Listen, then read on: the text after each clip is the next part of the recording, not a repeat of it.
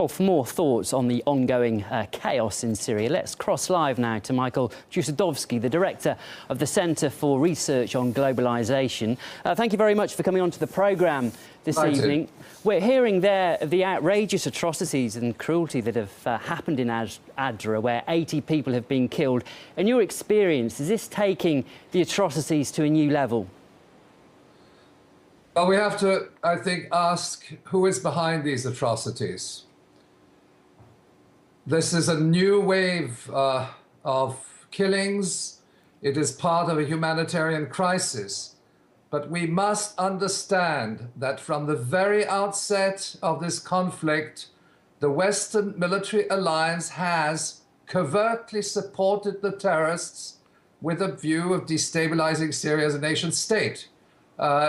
There's ample evidence to that effect that the United States, NATO, Israel are behind the rebels, and that these rebels are trained in Saudi Arabia and Qatar, and then they come in and they commit atrocities.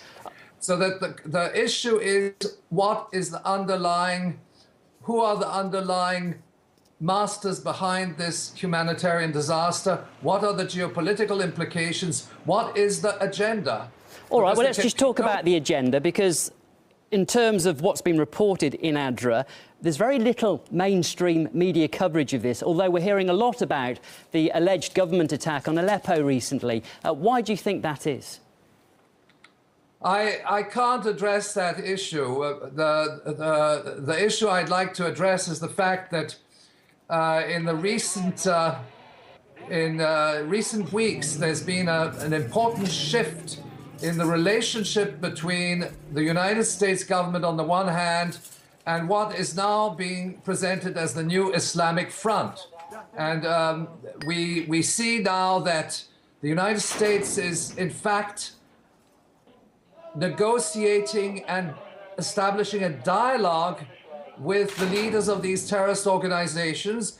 And there's also the possibility that the aid to al-Nusra, to the jihadist groups involved in these atrocities, will be channeled not through the Syrian Free Army, which is in disarray following the ransack of its headquarters, and the fact that General Idris has in fact resigned or is no longer in command. And I can understand your concern there, but surely negotiating is the way forward, isn't it? Well, you don't negotiate with terrorists.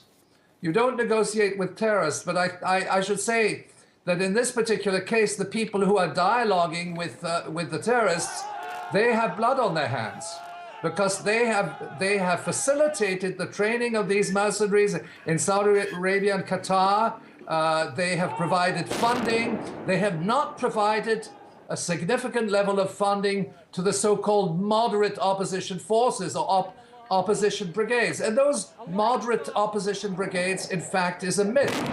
Most of the military and logistical financial aid has been channeled to these Al-Qaeda affiliated organizations. And that's what we have to address. There can be no peace as long as the Western military alliance supports the terrorists. OK, we've run out of time there, Michael, but thank you very much for giving your opinion here on RT this evening. That's Michael Chusudovsky, the director of the Centre for Research and Globalisation. Thank you. Thank you very much.